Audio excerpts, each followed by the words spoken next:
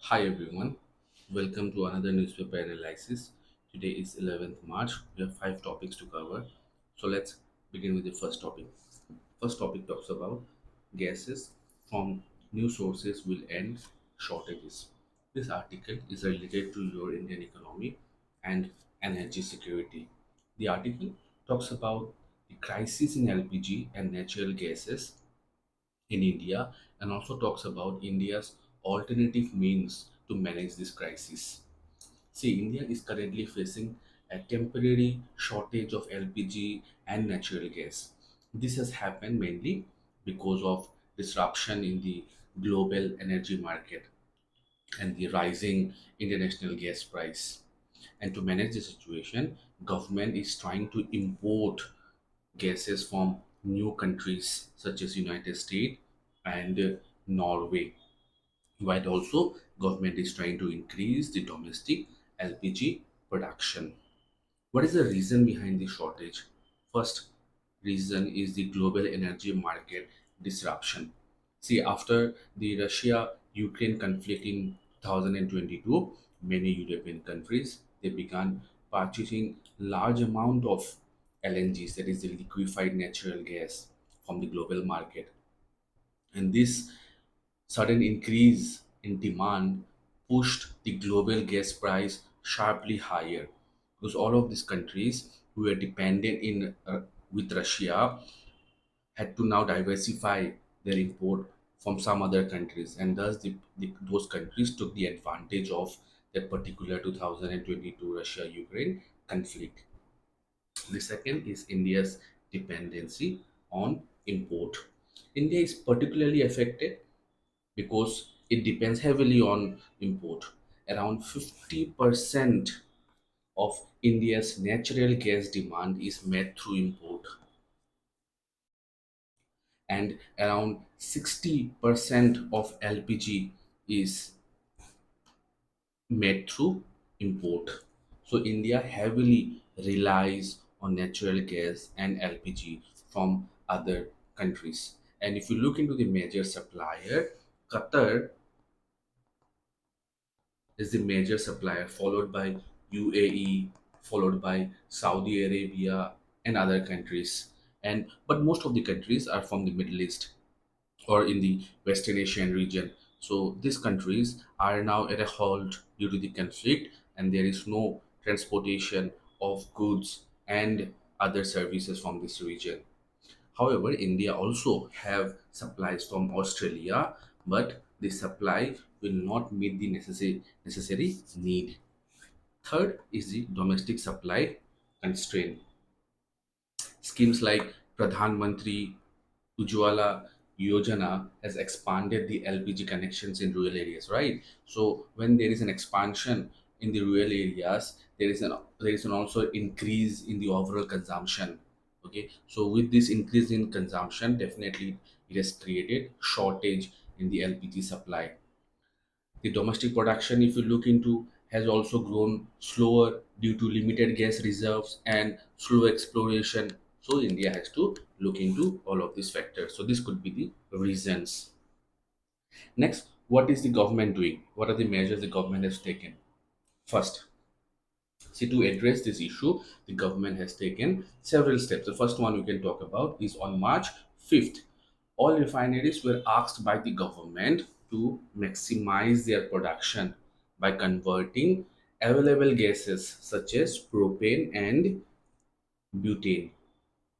Second is the government has asked to prioritize essential sectors and household consumption over industrial consumption.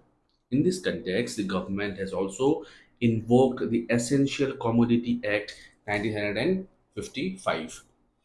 See, the Ministry of Petroleum and Natural Gas has introduced a tried priority system, okay, where they will ensure that all the essential sectors like domestic household, transportation, fuel, LPG production houses, and the fertilizer manufacturing industries will receive uninterrupted gas supplies.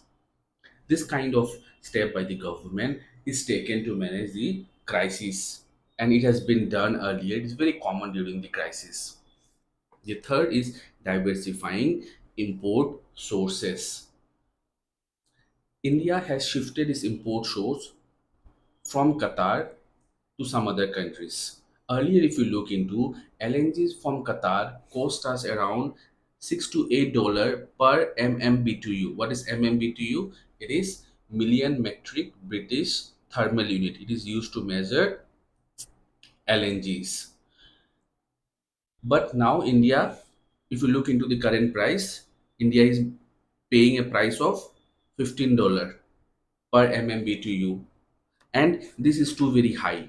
So when the price goes above $10, then it becomes more economically feasible that India buys this LNGs from some other countries. And now, in this article, as per this article, India is planning to buy it from USA and Norway. But however, if you look into USA and Norway, they're very far away from India, and it takes a time period of 2 months to transport. And in these 2 months, definitely the price also rises.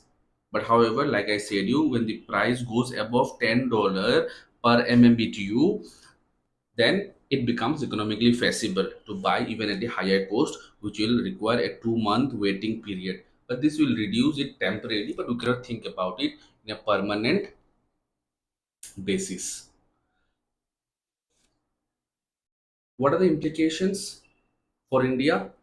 If you look into the first implication in India, is the energy security. The crisis which has been created recently has shown us the real face that we need to reduce our dependency in few suppliers, and we need to diversify our supply. We need to look for alternative means other than the West Asian countries. We have to look for other countries also and make diplomatic ties that we buy oil from them also. Next is inflationary impact. Definitely, if the price rises for LPG and LNGs, then the production price also increases and the final product price also increases. This has direct impact on the economy. The third is energy transition debate.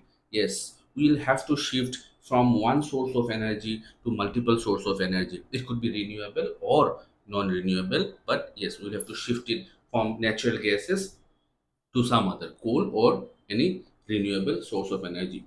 See, this shortage has also affected restaurants and hotels at this peak time of Ramadan, which highly reflects that India needs to diversify its import suppliers.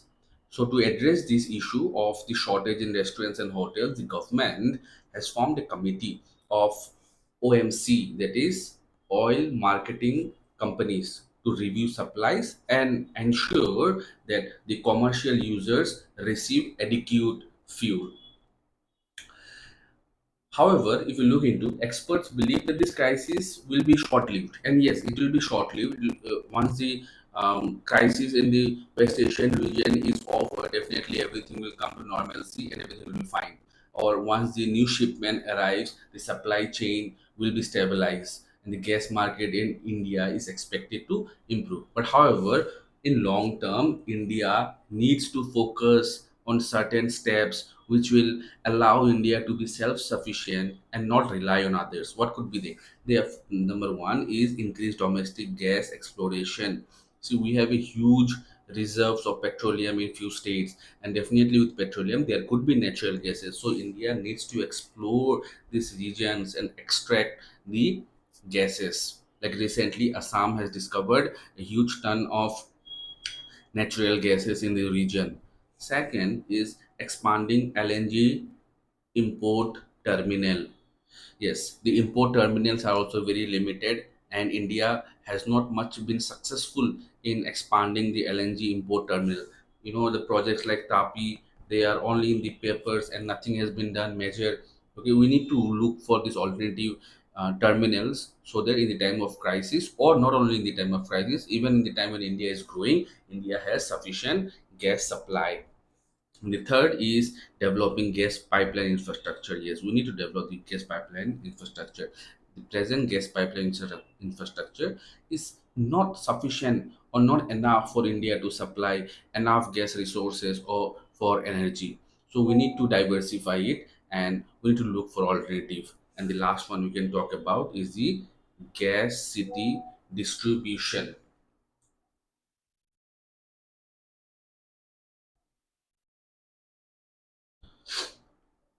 India also aims to increase the share of natural gas in its energy mix from about 6% to 6% to 15% by 2030 as a part of cleaner energy transaction. The next article is government ease to 2020 rule to allow Chinese investment. This topic is relevant from your governance, IR, and definitely economic, particularly FDI. So before we go into this article, we need to understand what exactly is this article talking about. There's a key point, that is the Press Note 3. So first we'll understand what is this Press Note 3, and then we'll look into the article. It will become easier for you to understand the article once you understand this Press Note 3. See, after 2020, during the COVID-19 pandemic, government of India government of India introduced this Press Note 3. It's a rule, it's a regulation, and according to this rule, any investment from countries sharing a land border with India had to take prior government approval. That is, these countries cannot follow the automatic route. That is, they have to go through the government and then invest in India. This rule was mainly introduced to prevent foreign investors from taking advantage of the volatile economic condition or the weak financial condition of Indian companies during the pandemic. So, this particular rule made it mandate for these countries that they should go through India. Now, why was this introduced? Definitely, like I told you, to prevent opportunistic takeover. During the lockdown period, we see the stock prices of India's company crashed. The government uh, feared at that time that the foreign entities would take advantage of this low price to buy up and take complete control over the Indian businesses, and also definitely for national security purposes. But that is by screening, the government can check who is actually behind the money, entering the money and entering the country, ensuring that sensitive sectors remains protected. So now coming to the article. So recently, the Union Cabinet has slightly relaxed this rule. That is, the government has changed this rule. Now, the government has said that any investor from these countries holds non-controlled beneficial ownership up to 10%. The investment can happen through automatic route. That is, now you do not have to go through government offices to make investment. You can do it directly into the company. But however, investment detail must still be reported to DPIIT. That is the Department of Promotion of Industries and International Trade.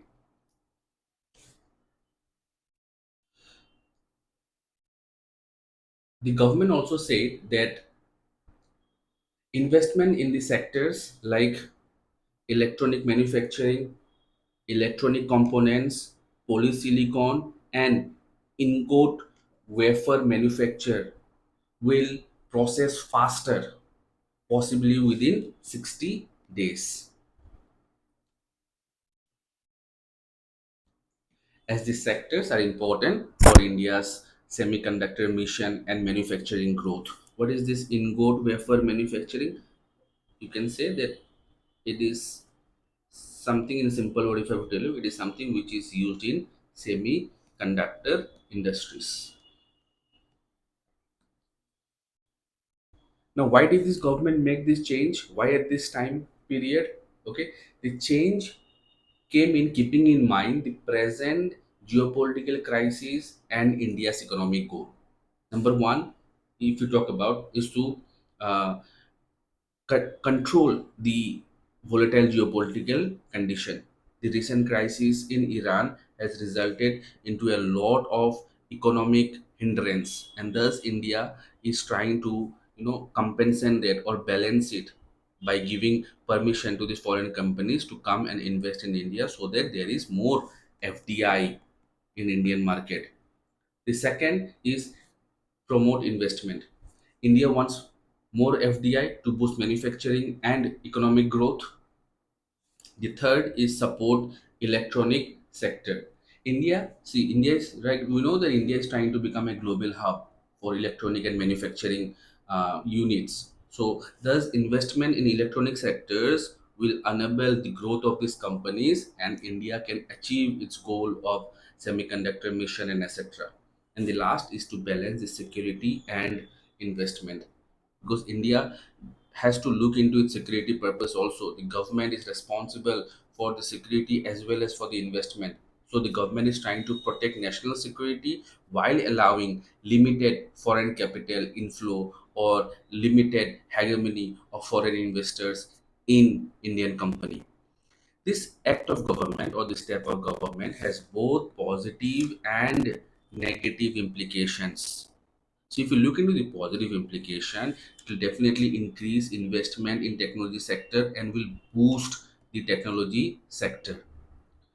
There will be faster approval for manufacturing projects, and also it will support India's plan of Make in India or semiconductor mission or India's plan in becoming a Viksit Bharat by 2047. But however, out of all these positive implications, there are certain concerns also. There are certain negative implications such as risks, that is security risks. If the investment is influenced by influence in strategic sector, then definitely there will be risks to national security. And then also there's dependency of Chinese supply chain. There is too much of investment by China will result into India becoming more dependent on the Chinese supply chain. And right after the Galwan issue, we know that Prime Minister Modi has removed a lot of Chinese app. Why? Because there was more dependency on the Chinese apps, and the Chinese apps were a concern for our security. So that situation should not rise. We have to keep in mind also. The next article talks about Chandigarh achieving 99.93% of literacy. This topic is relevant from your governance and social justice. Chandigarh has recently achieved a milestone of 99.93 literacy, making it the fully literate union territory, second after Ladakh, and sixth state to reach this milestone. This project, if you look into, was supported or was mainly attributed by the Ulhas project, that is understanding lifelong learning for all in society program. This project focuses on adult education and basic literacy. See, though this initiative is about 15,000 people participated in the literacy program, 14,000 successfully passed the literacy assessment. And out of these, there were a lot of, you know, women or men who were more than 80 years of age. Kamla Devi, a woman who was almost 90 years of age, was also awarded with this certificate of literacy. What is the importance of this achievement? Now, if you look into the importance of this achievement has higher importance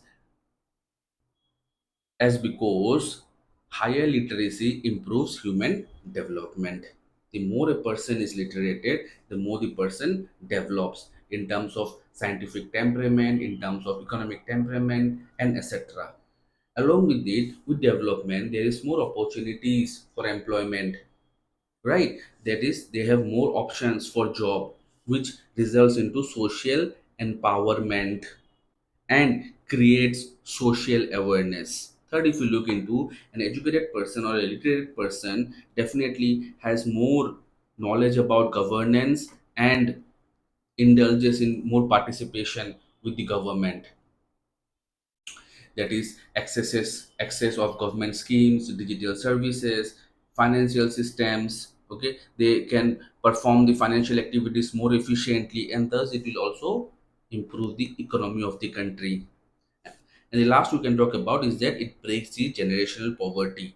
Most of the families who remains below BPL or who are under BPL are, because if you look into, it's because of literacy, because of education, or because of lack of proper schooling facilities. Once a person is schooled or goes to higher education like colleges and universities, definitely they have more opportunities in their hand and their horizon broadens up, and they have the scope to rise from the BPL level. If you look into data, Kerala received this 100% literacy in 1991. Now, when we talk about 100% literacy or complete literacy, there's a data to it. That is, every state or every union territory has to have a minimum of 95% or above literacy rate to be considered as the 100% literacy. So Kerala received in 1991, Mizoram in 2025, Goa again in 2025, Tripura in 2018, Ladakh in 2024, the first union territory, and finally this Chandigarh received it in 2026. Chandigarh literacy earlier was 93, so they were very close to 100% literacy, and it has rose to 99, and it's the landmark. 99 is very, unusual, and it shows a significant improvement in the social sector of Chandigarh. The next article is a very interesting article which is related to your science and tech and energy sector is Proton acceleration facility in Visakhapatnam. It's a pilot project and the government is looking forward to build a proton accelerator factory. The article basically talks about India's plan to set up a high energy proton accelerator facilities in Visakhapatnam, Andhra Pradesh, as a part of India's long term nuclear research program. Okay, the project will be developed under the Department of Atomic Energy and with support from the Raja Ramana Center of Advanced Technology, Indore. So, if you talk about this particular institute, you might not have heard about this institute, Raja Ramana Center of Advanced Technology. This institute was established in 1984, and it's a research center particularly on particle acceleration, laser technology, synchrotron radiation facilities, and other researches. But particularly, it focuses on particle acceleration. When we talk about particle acceleration, it becomes a little difficult for non-science background students to understand what exactly it is. This particular or particle acceleration is related to the proton acceleration. So if you understand what is particle acceleration, definitely you can understand what is proton acceleration, and they are pretty similar. Just the name changes to proton. When you talk about particle, we're referring to basically proton. See, a proton acceleratory or acceleration or accelerator is a machine that speeds up proton to a very high energy using electromagnetic fields. When this proton hits a target material, they produce neutrons through the process called spallation.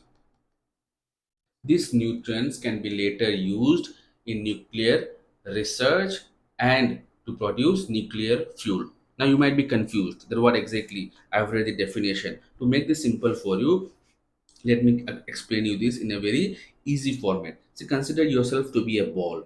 Okay, say example you are a ball, and now I am moving you on a track. Take for example this tube. I have put you in this tube, and now you are moving ahead in this tube. Okay, you are moving ahead. I'm pushing you in this accelerator machine. This is accelerator machine. So to boost you, I will use certain forces. So for example, I am using electromagnetic fields, or I am using the electric currents to boost your movement or to increase your speed. See, every time you pass, example, I have put one booster here, one booster here, one booster here, one booster here. So every time you pass a booster, your speed increases, your speed increases, your speed increases. Okay, and a time comes when you start moving at the speed of the light. And this is, if you look into this image, it's a pipeline. So these boosters are there inside this pipeline, and the protons are put inside this pipeline. That is the ball which I'm talking about. The ball is referred to as proton. So now when this ball moves at the speed of the light, what happens is that there suddenly it crashes with some metal target. Say for example, so this ball is moving at a speed of the light, and there's one metal object here. When this ball comes in contact with this metal object, definitely the ball will crash and break into fragment pieces. Just like when you hit a stone on the wall, it breaks into fragment pieces. Okay, this is called as collision, or the word which I have used is called as spallation. Okay, so now instead of the ball, just think of proton. So the proton moves at the speed of the light, and the speed is increased by boosters. What are these boosters? They are the electromagnetic currents, and then the proton goes and crushes with some metal object, and these tiny broken pieces of the protons are called as neutrons. And these neutrons are collected by the scientists and are gathered to study atoms, to make nuclear fuels, create medical technology, and develop new material. Okay, so this technology is very important for India because at present India is one of the world's largest reservoir of thorium. And using this neutron reaction, thorium can be converted into uranium 233, which can be used further as a fuel in nuclear reactor. And this particular process will support India's three-stage nuclear power program. That is, what is the three-stage? Stage one talks about the use of natural uranium. Second stage talks about use of fast breeding reactor producing plutonium, and the third talks about the thorium base. So these thoriums can be used as the source of nuclear energy generation, but this will require the proton fragmentation, that is through proton acceleration. Now, if you look into why Visakhapatnam has been selected for this particular project, like I've told you, it's a pilot project. India has not started it. India is going to start it. Why? First is proximity to the sea. Large amount of cooling water is needed in high energy systems like in nuclear reactor. So proximity sea to the sea will enable or will avail the ability of large amount of cooling water. Then strong technological ecosystem. South India, unlike North India, Northeast India or West India, they have a very strong technological ecosystem with skilled laborers. So definitely Visakhapatnam is an ideal location. And the last is presence of research institute and infrastructures. Most of the nuclear research institutes and infrastructures are located in this part of South India, Tamil Nadu, Karnataka, Andhra Pradesh. So definitely it becomes easier for people to commute from one place to the another, and such the development becomes faster or quicker. What is the importance of this project? The first importance is that, yes, like we discussed in the earlier article, India has to look for alternative source of energy. So this will provide energy security.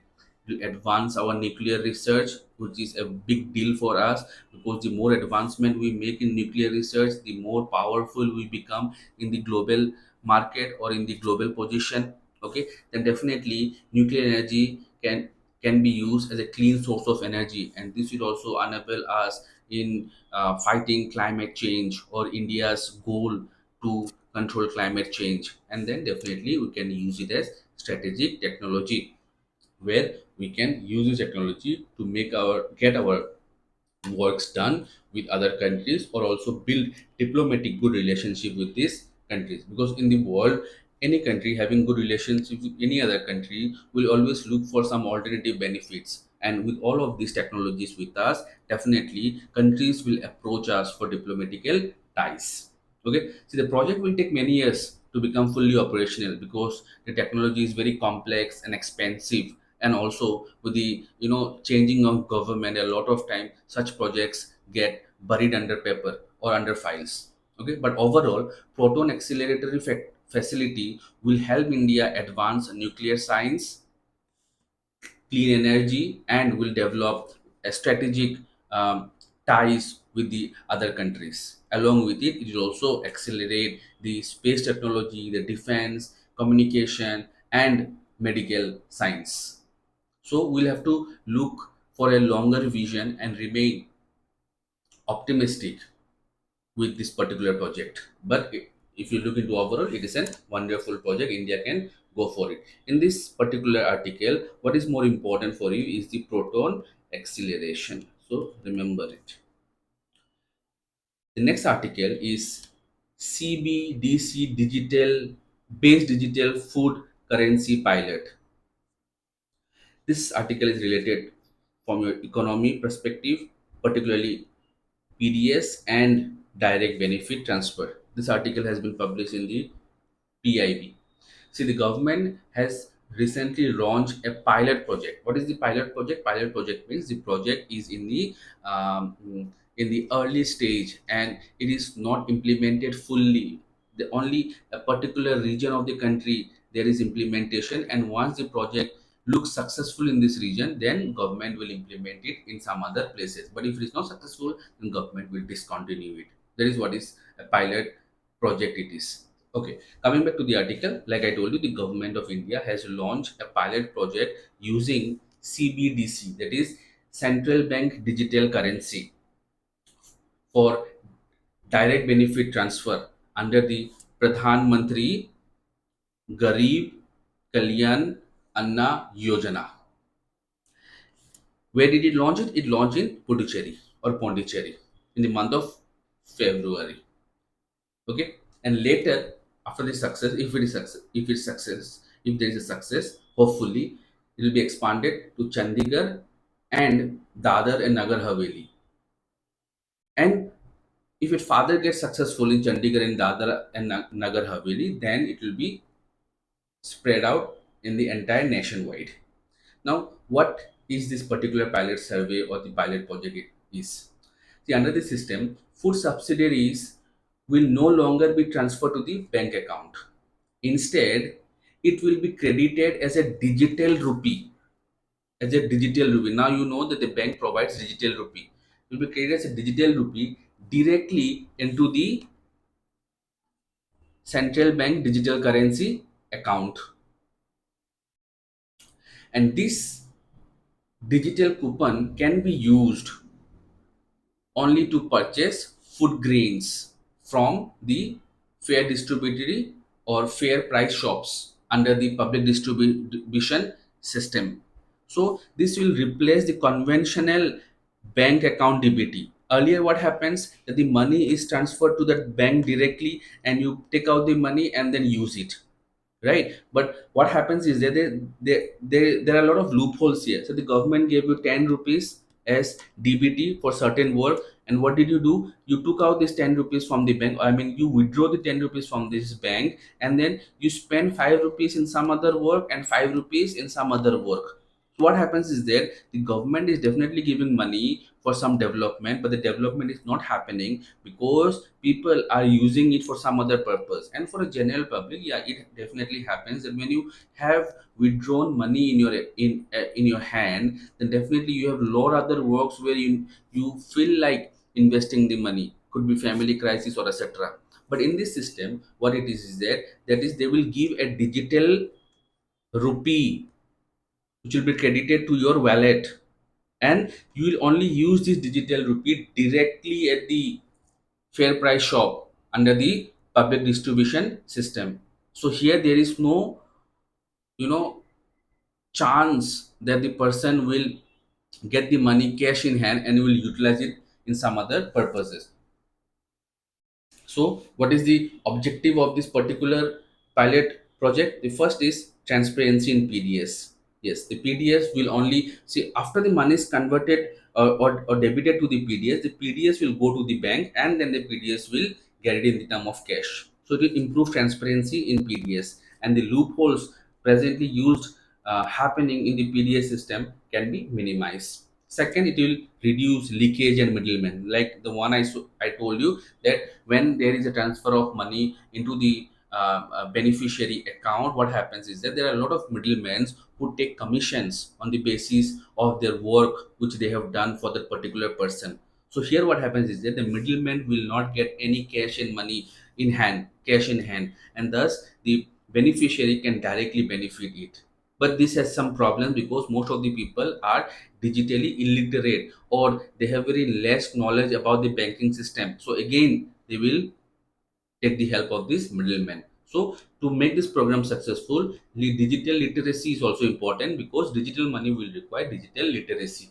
Okay. Next, it will enable and secure real time transaction. Yes, for this for the government to transfer money at a particular point time, a promised point time is not possible, because after all, these are not automatic. The people in the government offices, they do all these transactions, they make the files. So it might get delayed. It not might get delayed, it usually get delayed. But here what happens is that there will be real time transaction, because it will be of digital currency which is related directly to the banks. Now you go and show the digital currency in the bank, and the bank will give you cash in hand. That's it. Okay, so it will ensure the real time transaction. The third we can talk about is that it will ensure purpose bound use of subsidies. Yes, this is very important because the subsidies given to the citizens are not being utilized properly. Okay, that is, like I told you, the 10 rupees which the government gives you, you use this 10 rupees in some other purposes or purposes. But here, the money given to you will be used only as food subsidiary. You cannot use it anywhere else. You'll only get it when you go and buy food from the ration shop or the fair price shop. This initiative is built on India's GEM Trinity, Jan Dhan Aadhaar Trinity, which is integrated with digital PDS system and ePOSA system. And this will form a backbone of India's digital welfare delivery system. Overall, if you say, the CBDC based digital food currency can be seen as the next step in India's digital governance and food security reforms, which will aim to make welfare delivery more transparent and efficient. So yes, such kind of programs are very necessary, and also are very useful to minimize the loopholes or to minimize the middleman involvement in the direct benefit transfer. Because in spite of direct benefit transfer, even today there are lot of lapses which are happening, and the people who are supposed to get are not getting their actual benefit. But this can be one solution. But however, remember that there is always a cone to every aspect. So this also will have certain cons. That is, with the time being, the middlemen will find out ways for the commission. So the government, however, should not stop and should keep taking initiatives which makes India a welfare state. These are the prelims question and the mains question you can practice. For the notes, you can collect it from our WhatsApp channel. Thank you. That's for today. Hope to see you.